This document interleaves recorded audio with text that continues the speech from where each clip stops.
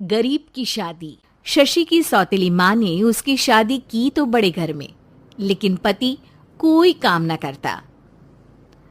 आप ससुर जी के साथ काम पर क्यों नहीं जाते? अब हाँ जाऊंगा, लेकिन कल से। आज जरा मैं दोस्तों के साथ घूमने जा रहा हूँ। शशि के 2 बच्चे होते हैं, लेकिन रमेश का हाल वैसा का वैसा ही रहता है।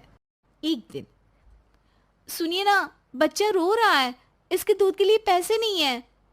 अरे तो पिताजी से ले लो ना। क्यों? अगर आप में कमाने की क्षमता नहीं थी तो शादी क्यों की? तभी घर आई बड़ी ननद बोल पड़ती है। आहा हा हा, तुम्हारी माँ को साफ साफ कह दिया था कि लड़का ना कमाता है ना कभी कमाएगा। हम 4 बहनें हैं इसका ख्याल रखने के लिए, और पिताजी का इतना सारा पैसा, तुम्हें किस चीज की कमी रखी है? लेकिन थोड़े ही सालों में तकदीर बदल जाती है। शशि का ससुराल गरीब हो जाता है। सब बिकने के बाद शशि अपने पति, बच्चे और सास के साथ किराए के मकान में आ जाती है। मैं कोई नौकरी करना चाहती हूँ दीदी। अरे इतने बड़े घर की बहू थी शशि, तुम नौकरी करोगी? नहीं नहीं नहीं नहीं। नहीं करूंगी तो घर कैसे चलेगा? बच्चों को भी तो पालना है ना। तभी शशि का भाई आ जाता है।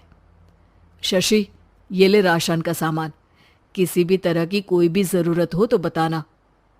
भाई, अब मैं नौकरी करूंगी। देख बहन, वैसे तो मैं तेरे साथ हूं, लेकिन हाँ, मैं ये भी चाहता हूं कि तू अपने पैरों पर खड़ी हो जा। शशि को एक प्ले स्कूल में छोटे बच्चों को संभालने की नौकरी मिल जाती है। एक दिन, शशि, मेरे स्कूल को अब तुम संभाल लो। मैं कुछ दिनों के लिए अपने बेटे के पास जा रही हूं। लेकिन प्ले स्कूल अकेले मैंने कभी नहीं संभाला है। अब ये सब मैं नहीं जानती। इतने महीनों में तूने जो देखा, बस पूरे आत्मविश्वास के साथ उसे करना। शशि नीलम के जाने के बाद पूरे 1 महीने उसका स्कूल अकेले संभालती है, और फिर एक दिन आता है जब वो अपना खुद का स्कूल भी खोल लेती है।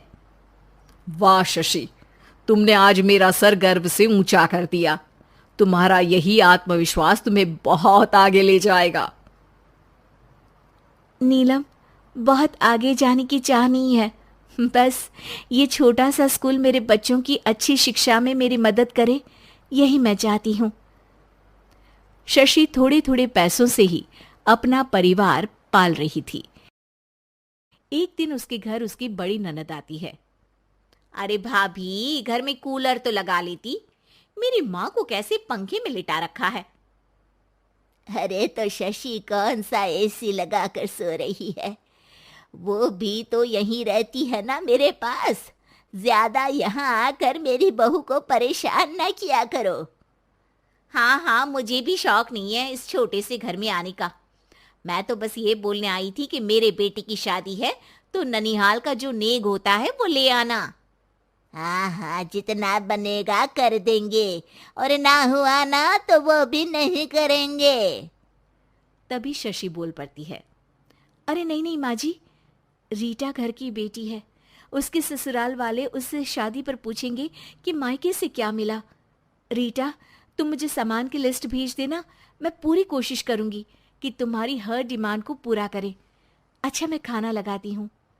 शशि ये बोलकर किचन में चली जाती है।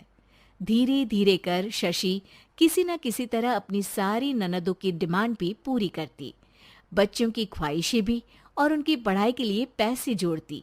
एक दिन जब शशि का बेटा 12वीं पास करके आता है।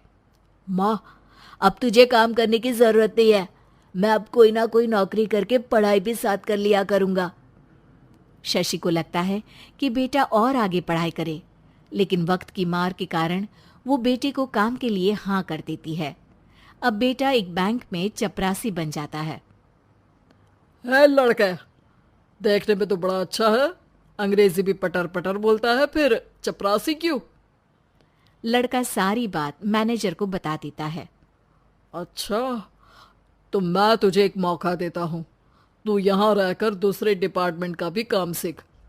अगर तू किसी एक का भी काम अच्छे से सीख गया तो मैं तुझे यहाँ टेबल चेयर में बैठने वाली नौकरी दे दूंगा। लेकिन एक दिन शशि की ननद उसे फोन करती है। अरे भाभी, देखो मायका तो मेरा तुम लोगों से ही है। मैंने आपके बेटे और मेरे भतीजे प्रदीप के लिए यहाँ एक नौकरी देखी है, पूरे 5,000 मिलेंगे।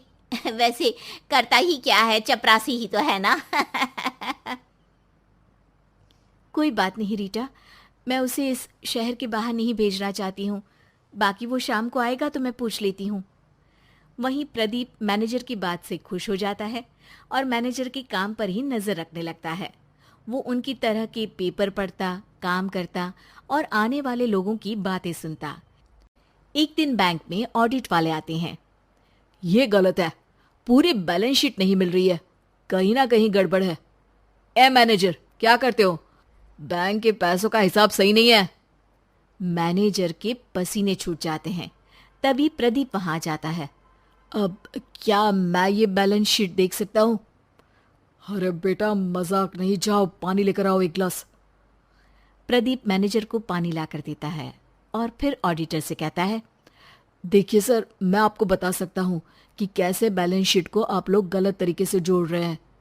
ऐसा बोलकर प्रदीप एक एक कर सारे डाउट क्लियर कर देता है। अरे हाँ, ये तो पॉइंट हमने देखे ही नहीं थे। गुड, कौन है ये बच्चा? तभी मैनेजर बोल पड़ता है, अब हमारे यहाँ अकाउंट में नया आया है। ऑडिटर के जाने के बाद, वाह प्रदीप, आज तो तुमने मेरी नौकरी बचा ली। और आपने भी तो मेरी नई नौकरी लगा दी, अकाउंटेंट की। बस फिर क्या था, प्रदीप ने एक बार जो सफलता की सीढ़ी चढ़ी, बस चढ़ता ही चला जाता है। फिर एक दिन शशि की ननद, अरे भाभी कैसी हो? घर को तो बड़ा ही सुंदर चमका रखा है। अरे बेटी, कैसे आना हुआ? तू तो इस छोटे से घर में आना भी नहीं चाहती थी। कोई खास काम है क्या? अब हाँ, वो माँ, मेरा जो मजला बेटा है ना, वो अकाउंट से पढ़ाई कर रहा है, तो प्रदीप से बोलकर उसकी भी कहीं अच्छी नौकरी लगा दो ना।